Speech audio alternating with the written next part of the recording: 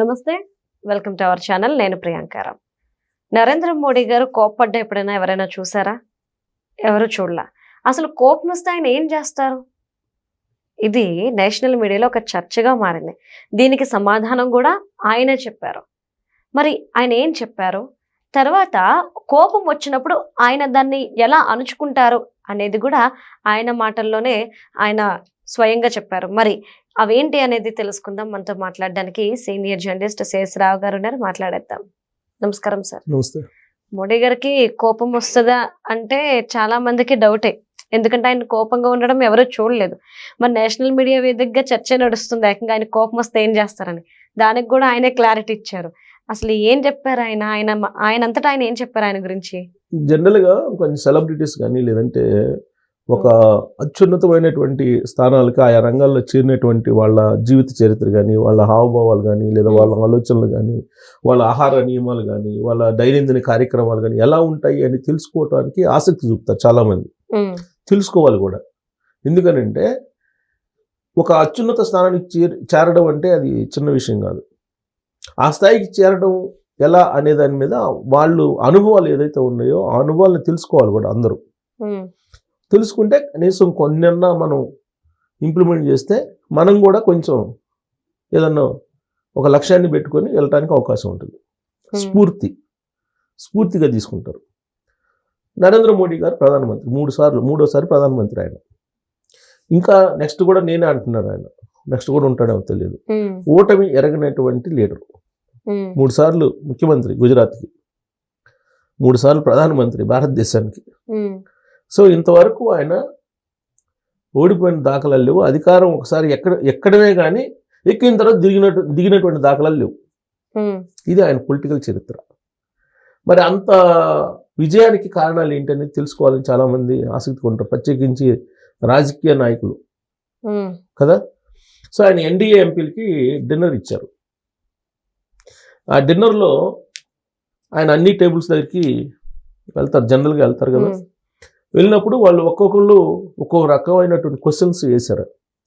Sir మీరు ఎన్ని గంటలు నిద్రపోతారు ఒకళ్ళు, సార్ మీకు కోపం వస్తే ఏం చేస్తారని ఒకళ్ళు, మీరు ఏ పుస్తకాలు చదువుతారని ఒకళ్ళు, మీరు సంక్లిష్ట పరిస్థితుల్లో ఎలా ఉంటారు అనేది ఎలా పరిష్కరిస్తారు సమస్యలు అనేది ఇంకొకళ్ళు, ఇలా రకరకాలుగా అక్కడ ఉండేటువంటి ఎంపీలు ఆయన దగ్గర నుంచి అనుభవాలను తెలుసుకునేటువంటి ప్రయత్నం చేశారు.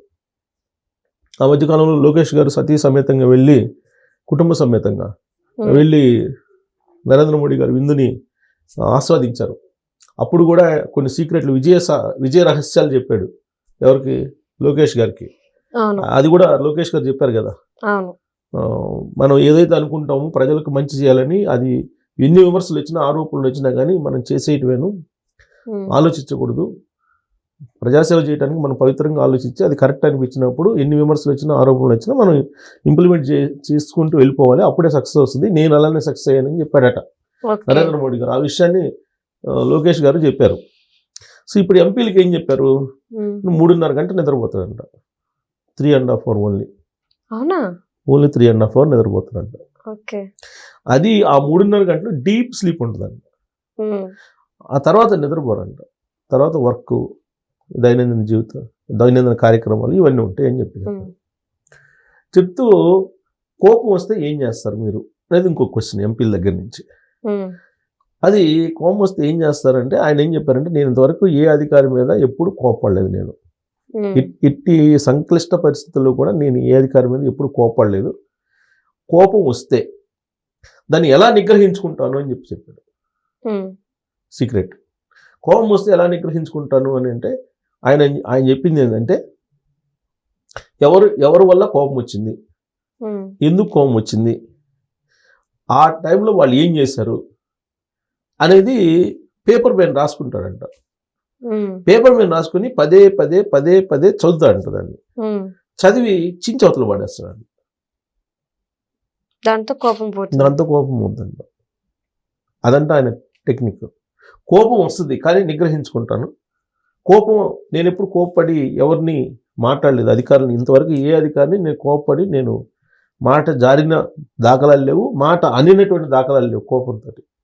కానీ కోపం వస్తే చేసేది ఏంటంటే ఇది చెప్పాడు ఆయన. ఎందుకు వచ్చింది, ఆ కోపం ఎవరు రప్పించారు, దానికి గల కారణాలు ఏంటి, ఏ సందర్భంలో వచ్చింది, ఇవన్నీ రాసుకొని అది పదే చదువుతాడు. చదివిన తర్వాత చించేస్తాడు పేపర్ని. అలా చేస్తాను నేను అని చెప్పి చెప్పాను. ఇంకోటి ఏంటి, మీరు ఏ ఏ ఏ పుస్తకాలు ఎక్కువ చదువుతారు, ఎవరు మీకు ఆదర్శం అని అడిగారు. బెంజమిన్ ఫ్రాంక్లిన్ అని చెప్పాడు.